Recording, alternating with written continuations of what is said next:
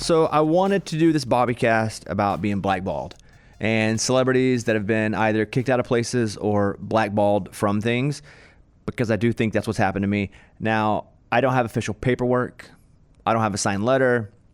There's been no big public announcement about this, but in my opinion, and that opinion is based on some facts, some vibes, some people that started suddenly pretending like I didn't exist, I do believe that I've been blackballed from Dancing with the Stars.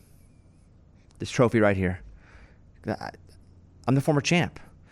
After I won the Mirror Ball, I guess they decided there's a do not invite back list, and I'm on it.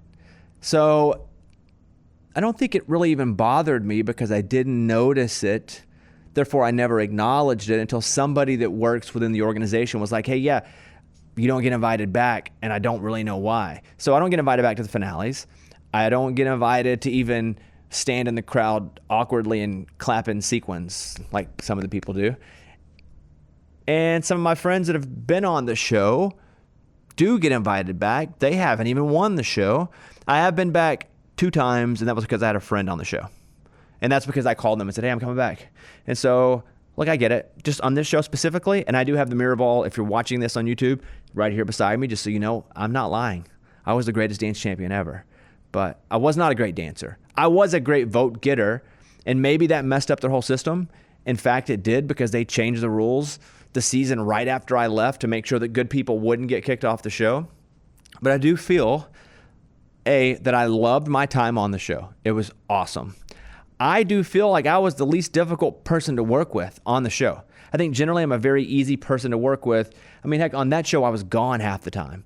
I was either training in Nashville, and the show shoots in LA, and I would get back in time to do the show, or I was on the road on the weekends because the show shot on Monday, and I would tour and do stand-up Friday night and Saturday night and get back to Los Angeles. I mean, my partner, Charlotte, listen, I don't know why, but she wasn't even on the show for years after we won. I think this is the first year she finally gets to go back. So if you've ever been politely ghosted by ballroom dance, I know your pain, because I do feel like I've been blackballed from Dancing with the Stars. But this episode isn't all about that, but it's kind of what inspired me to do this episode. So today we're diving into some of the other famous people who've been banned or booted or blackballed or just kicked out, or however you want to describe it. Because if I'm going down with Elite Company. And let's start. I think I have 11 of these. It's a weird number. I have oddly numbered lists all the time. At number 11, Sinead O'Connor. The date was October 3rd, 1992. Sinead O'Connor performed Bob Marley's War on Saturday Night Live. Now, that's not a song that I know super well. I know Don't Worry About a Thing. I know that one. I know Three Little Birds. Is that the same song I was just singing? No. So she's performing, and it's an a cappella performance. And at the end of her performance, she holds up a picture of Pope John Paul II, and she rips it in half on live television. I was not watching when she did this, but I have seen the clip a bunch of times. In 1992, I was 12. I don't think I knew anything, about Bob Marley or really Sinead O'Connor. And I think I was just now getting into SNL. And also, if you didn't watch it live, you kind of didn't see it back then. It wasn't like now where everything lives online. But she rips that picture in half and says, "Fight the real enemy." And what she was doing was protesting child abuse in the Catholic Church. This is years before the scandals that we know now were widely publicized. So NBC was crushed with complaints. Lorne Michaels banned her from returning to Saturday Night Live, and that pretty much derailed her U.S. career.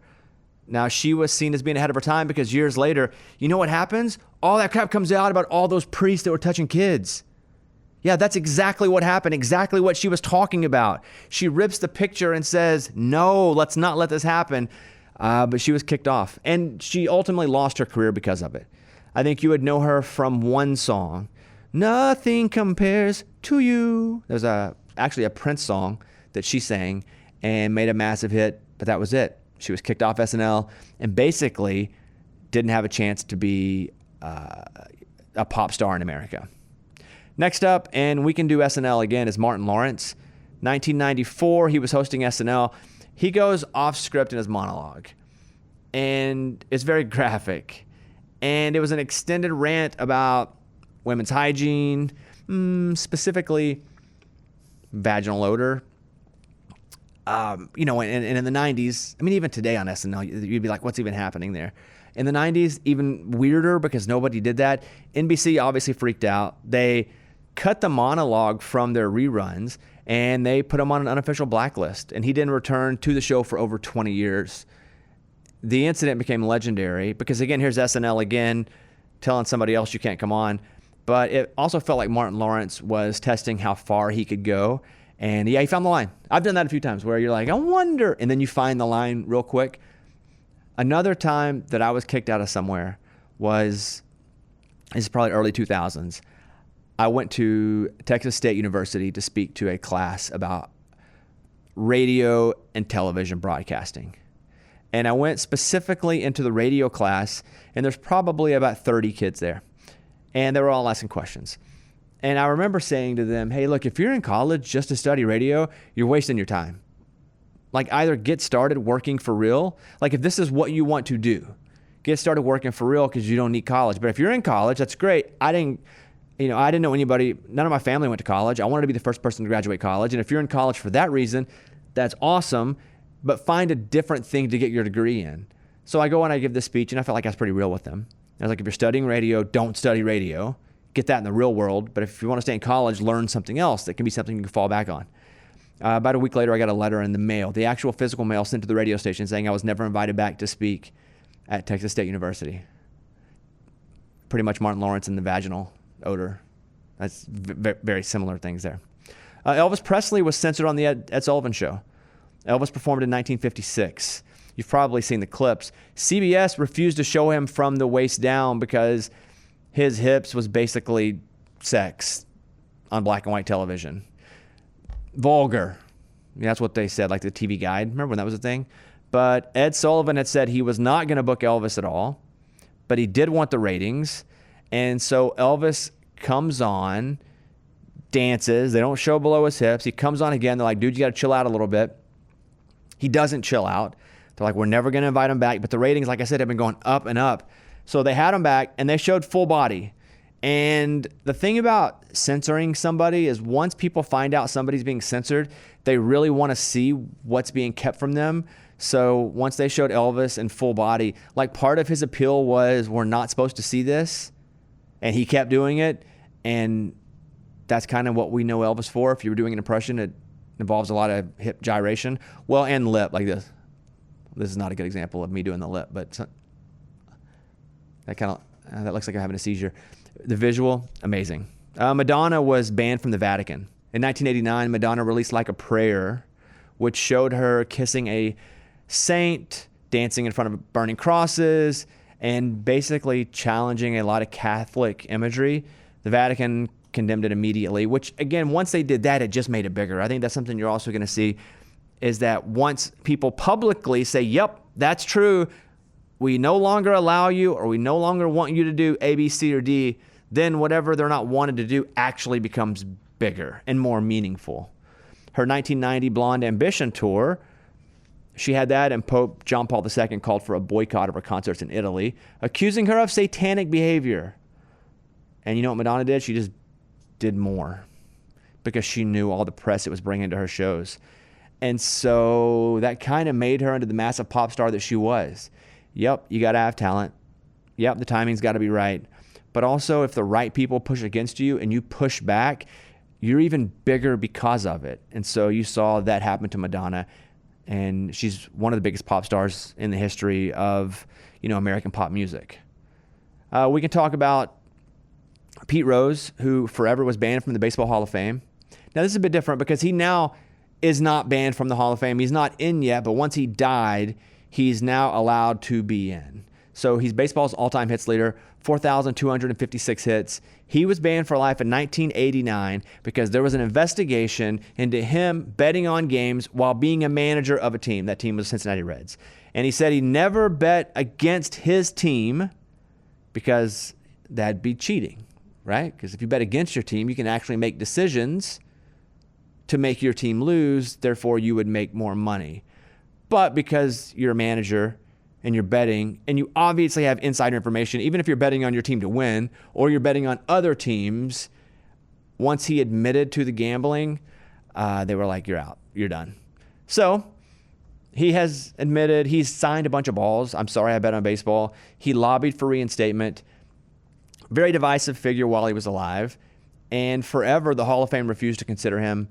But just even a few weeks ago, they have now said now that he's died, he can be up for the Baseball Hall of Fame, which is kind of crazy. Like, if you're going to let him be, I don't know, can you like death bet him? Like a special rule where if someone's dying and it's close, you like throw him in real quick. But yeah, he'll never get to see that. That's crazy. Tonya Harding was banned for life from U.S. figure skating. Now we'll go back to the 90s for this one. In 1994, Tonya Harding's ex-husband, Jeff Gillooly, and her bodyguard, they attacked Nancy Kerrigan. Nancy Kerrigan was her skating rival. They were both from the United States. They were both going to go to the Olympics, and they later did go to the Olympics. Nancy Kerrigan did. I believe Kerrigan ended up bronzing. But they popped Nancy Kerrigan in the leg. They clubbed her in the knee with like a stick. So she was unable to compete in like the U.S. championship, one of the U.S. ones. So Tonya Harding denied knowing in advance that it was happening, but evidence showed that she knew after, but she was never found guilty of being a part of actually planning or clubbing Nancy Kerrigan in the knee. Which, by the way, if you've never seen, I think it's I, Tonya with Margot Robbie, you should watch that. It's awesome. Like, Margot Robbie kind of kills it. I think Tonya Harding did Dancing with the Stars too. Justice for Tonya Harding. Nah, I don't know about justice, but she pled guilty to hindering prosecution. She was banned for life by the U.S. Figure Skating Association. No Olympics. I do think, though, that Nancy Kerrigan bronzed. Brandon, will you look that up for me? See if Nancy Kerrigan medaled in that. Tonya Harding was all over the tabloids, and then I, Tonya, was nominated for an Oscar way later on. Ron Artest, if we're staying in the athletic world, he was suspended 86 games. Now, he wasn't kicked out of anything for life or blackballed, but this is a massive suspension. If we go back to 2004, The Malice at the Palace, there's a documentary on Netflix. You should watch that. If you don't remember the game, and we probably weren't watching the game live as it happened because you're talking about just a regular NBA, like regular season game. And so this happens. It's Pacers and Pistons, and there are people, they're fighting the fans. It is unbelievable. Like, when this is over, or pause this, go look at the clips of Malice in the Palace. So a fan threw a drink at Ron Artest as it was going down, and he charges into the stands. I'm talking about swinging hard. Players are fighting fans. Fans are throwing stuff. Ron Artest was suspended for the rest of the season. 86 games, the longest suspension for an on-court incident. It changed league policies. Security increased. Still has increased. Alcohol sales were reduced. Like, there's a cutoff point.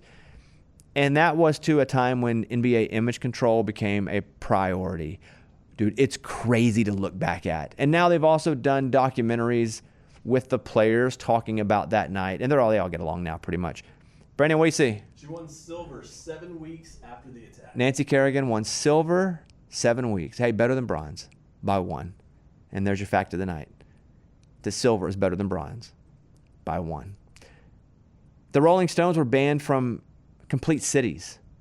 In the late 60s and early 70s, the Rolling Stones were blacklisted from entire cities due to how rowdy their fans would get, also drug busts and arrests. We can go to Boston, 1972. The mayor was threatening to cancel their show because of fan riots. In New York City, there were drug arrests, and they had been suspected of incitement of rowdy crowds. Really, the Rolling Stones were just a symbol of anti-establishment and rebellion through music, and that was a time when there was a lot of anti-establishment sentiment. And I think that also helped fuel their mystique, because these politicians, which are just like white dudes with insecurity issues, saying, we don't like the Rolling Stones, it made people love the Rolling Stones even more. Justin Bieber was banned from China. In 2017, China's Ministry of Culture cited Bieber with, quote, bad behavior and a need to purify the entertainment environment. And that included public outbursts, shirtless annex at the Great Wall, because he's up on the wall. But he was shirtless a lot. I guess you just don't do that on the Great Wall. He also was caught drag racing in Miami, but that's not even China. But China has not lifted the ban, as of right now, of Justin Bieber from their country. Oasis was banned from a specific airline and from MTV for a long time. They're back together now, which is pretty cool, but those guys hated each other. But the Gallagher brothers were a disaster. They were kicked off a Cathay Pacific flight in 1998. Liam was smoking, drunk, and harassing passengers. So the airline banned them. I've not heard of that airline. But it's pretty baller to be banned by an entire airline. Also, it's funny that they were harassing the passengers. It wasn't the passengers harassing them for like an autograph. He was so messed up, apparently, allegedly, that he was harassing the people on the plane. We can also go to 1996, MTV Unplugged. Noel agreed to play without Liam because Liam pulled out last minute because Liam was like, my throat hurts. And then you may have seen the video where Liam is then in the balcony, like heckling the crowd and his brother on stage, so his throat wasn't hurting that bad. But they were banned from MTV for that. They were banned from multiple UK festivals. They would walk off of shows all the time. But again, because it was so shared when there wasn't social media, and shared equaled celebrated, it made them so known. And once they were so known, usually you liked their music. They made great music, and so they were adored. They were hated a little, but mostly they were adored. And I thought it was pretty cool that Oasis announced they're getting back together. Imagine all the millions of dollars they gave up by just being brothers who didn't want to talk to each other. I have one other one, and it's Hank Williams Sr., who was banned from the Grand Ole Opry. Yeah, I'm talking about the Hank Williams. Like if you were to do a Mount Rushmore of country artists in the history of country music, Hank Williams would be one of the people you'd put up there. Well, for most people, you're cheating heart, that guy. He pretty much built the Opry stage with his sound, and then he got banned. In 1952, Hank was the biggest star in country music. But behind the scenes, he was what a lot of artists at that time were, and that was struggling. Alcoholism, chronic back pain, and now, and we know this now because we have more knowledge of the situation, mental health issues. So he would play the Opry, but then he started missing Opry performances. And then when he would show up, a lot of the time, he would show up drunk or just wouldn't show up at all.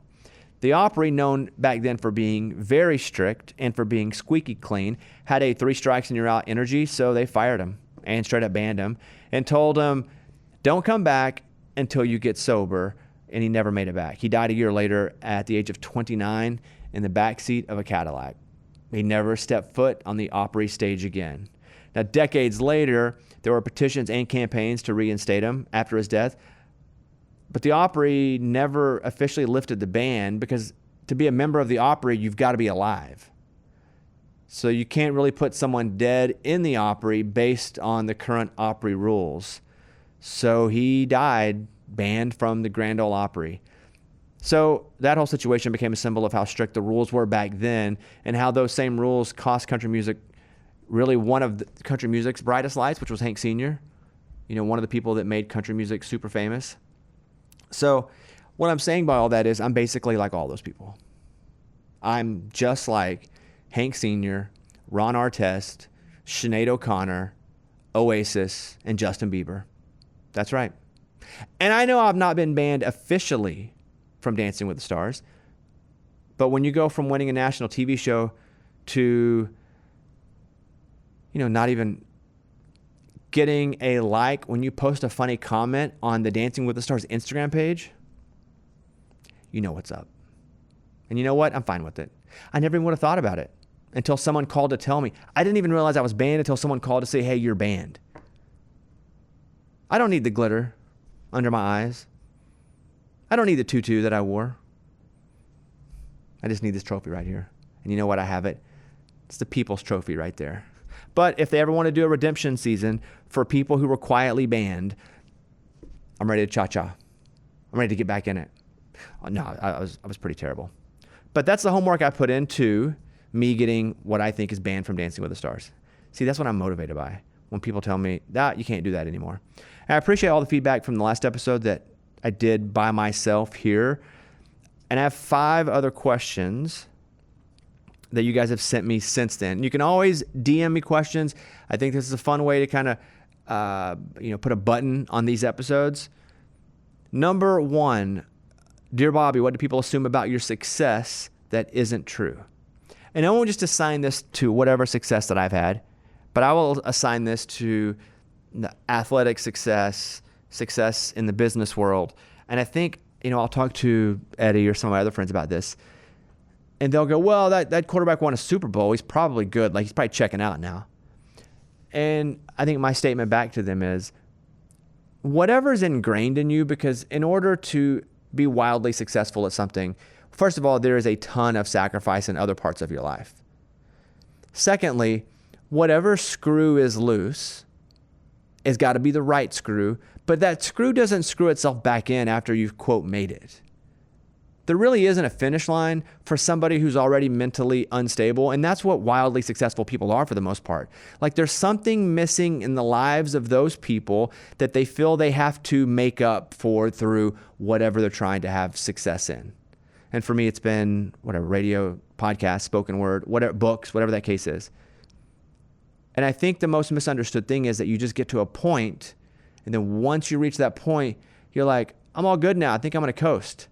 If anything, it's the opposite, because you get to the point and you start to be scared that it was a fluke, or people think it's a fluke, or it's not going to last, or you're becoming irrelevant. So I think that's probably the most misunderstood thing about success, especially in the entertainment world or in the athletic world, sports, that you get to a point, you crush it, and you're like, well, I got there. I'm good now. Because if anything, I think it's very much the opposite of that. Next up. Hey, Bobby, do you think you're more driven by fear or ambition? I think my ambition is created by fear and insecurity. Much like that first question, I think most of what I do is fear-based. I think any success I've had has been fear-based success. I think my fear comes from growing up very poor, moving around a whole lot, living in a trailer park, not being able to have 3 meals a day, every day, sometimes not seeing an adult for a few days, when you're 10, 11, 12 years old, and kind of having to figure it out yourself. And so I think a lot of my I'm going to be successful started with I'm going to get the heck out of here. And how do you get out of here? It is to be extremely disciplined. I think discipline and consistency are the 2 hardest things. I never really try to be dynamic. If it happens, that's awesome. But you can't remain dynamic forever or all the time. What you can do pretty much all the time is be consistent and have discipline. Like, that's the real success.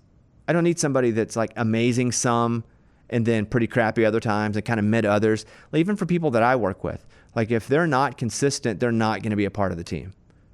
And I'm not looking for A+ efforts followed by a C, and then maybe an F and back to an A. I don't care about that. If it's B's all the time, that's awesome, as long as you're giving me solid B's and solid effort all the time. But I would say I'm driven far more by fear and insecurity, or at least was, still am. But it used to be really like running on red. You get in the car. I don't. But you know how you see in movies where people hit the gas and it goes over to the red? I think that's what the first 37 years of my life were. Just on red the entire time. And when you're on red, because I've seen it in television or on the movies, boom, sometimes it blows up. And I've had a couple of those. Next up. What's the weirdest or funniest fan interaction you've ever had?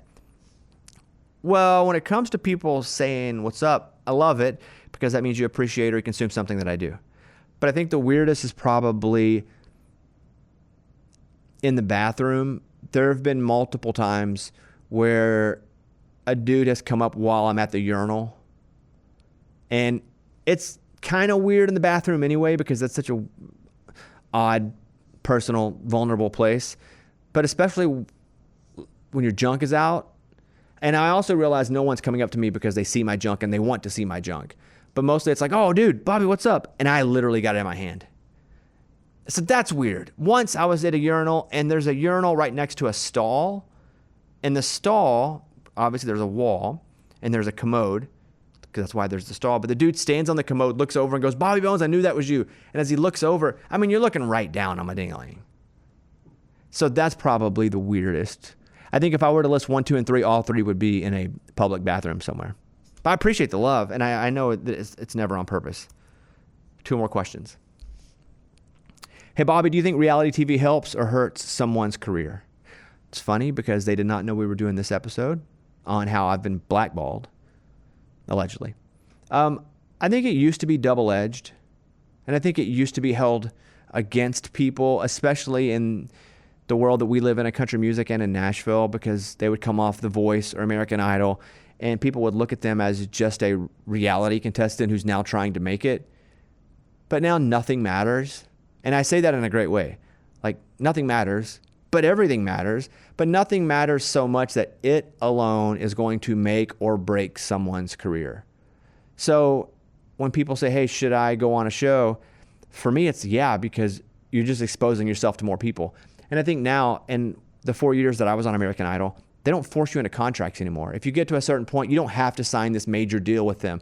Where back in the day when those shows were killing, if you made it to a certain point, you were then signed. You were obligated to be with whatever that entity was. I know there were certain people during the American Idol days back way before I was on, when it was like a monster, that would leave like right as they got in the top 12 because they did not want to be bound to whatever that agreement was. That doesn't happen anymore. And the main reason it doesn't happen anymore is because people just won't go on the show. If you're thinking about it, you're like, I don't know, do I want to do this? And then you see, well, if I make it, I then have to sign with this management or this label. That's going to cut down 80% of the people that would even think about doing the show. So what I would say is, dude, go get on it. Get on everything. Because the more things you get on, the more people can see you. And it's all about building your base. The people that are going to come to your shows, they're going to buy your merch. That's it. And those shows will do that now. And, you know, if you look back to, I think just about everyone has tried at some point to get on one of those shows. If you're an artist now and you've been in the game for 10 years or less, you probably either tried to get on and didn't, got on and got kicked off early, or got on and did okay. Morgan Wallen was on The Voice. He's like singing pop songs with like longer-ish hair. I think Maren Morris talked about how she got rejected for Idol. I think Hillary Scott from Lady A, same thing. Like tried out for American Idol and didn't get it. And it's always used like, wow, look how terrible Idol was or is. But mostly those shows are TV shows. And they're looking for kinds of artists and they need to fill certain buckets. And then also, it's mostly just like low-level producers doing those entry rounds where they just watch a bunch of people sing and like the people that kind of sound good they put through, they may not even understand what they're looking at. So it's very low-level people in those early rounds that are watching all the singers. And then they have like 5,000 singers a day, so people are bound to slip through the cracks. All right, that's it. We did it again. We did it again? Who's that? We did it again. I want to tell you a quick story. So I was on Instagram the other night. It's about 2:30 in the morning. I have trouble sleeping. So when I wake up now, I know my body enough that's like, if I wake up at 2:30 in the morning, just get up, go into the kitchen, eat some cereal, restart, then get back into bed. I tried for a long time just to keep my eyes shut and just like, come on, we can go back to sleep. That never works. And having had dealt with these issues now for probably 2 years, what works for me best is almost going like, all right, here we go. I'm up. Let's start over and let's rewind down. But the problem is I'm not always in my right mind whenever it's 2:30 in the morning because I've awoken right in the middle of sleep. I'm still kind of tired, but I'm not so sleepy that I fall asleep. But my brain's not on full capacity, and so I end up writing things or buying things. Like I bought some stuff that we opened up here on the sports YouTube page, like autographed baseballs, and it all came back as garbage. But I spent like close to $1,000 on all this stuff, and none of it was good. But I was on Instagram, and I saw Lionel Richie post that he's doing all these shows. And I'm like, dude, I'm in. I got to come to one of these shows. I wrote that in a message on Instagram story to Lionel Richie. And he responded the next day because he does his own social media, at least reads it, and he goes, just tell me which show. And I go back and I look at it, and the entire show list is all European shows. So he's in Europe for like the next 2 months. And now I've committed to go watch Lionel Richie in Europe. And I love Lionel, and I know Lionel. And Lionel has been awesome to me in my career, especially on American Idol. He was great. So kind. But his manager reached out to him, was like, hey, Lionel says you want to come to one of his shows in Europe. Like, tell us what show. Lionel would love to see you. Let's go. And I'm like, oh, no, I just committed to going to Europe to watch Lionel Richie. I wish I could go in America to watch Lionel Richie.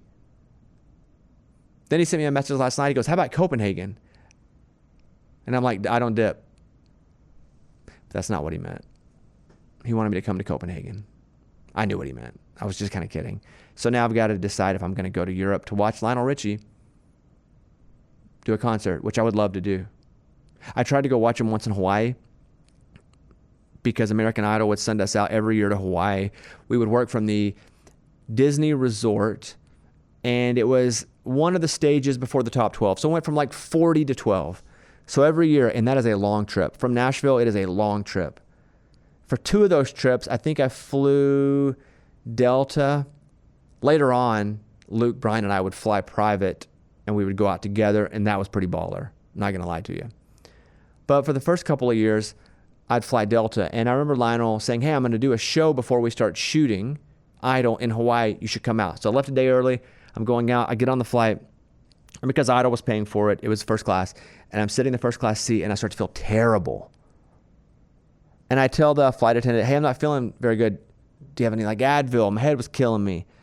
And so she gives me stuff. I'm drinking a bunch of water, but I just feel it like come over me. And so I go into the bathroom and I vomit hard into the toilet in the bathroom. And I'm like, boy, this is not good. I go back to my seat. My head's still killing me. And I say, hey, just keep the waters coming.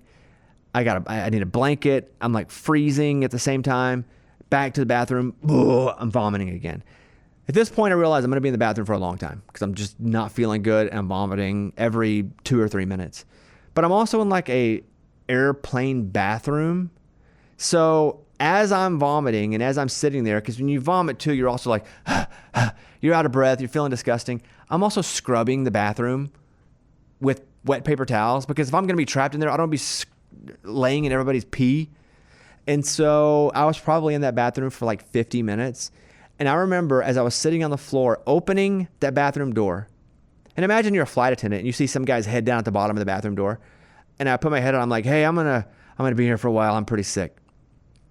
But when I left, cleanest bathroom in the history of Delta. That's what I heard. No, that's what I made up.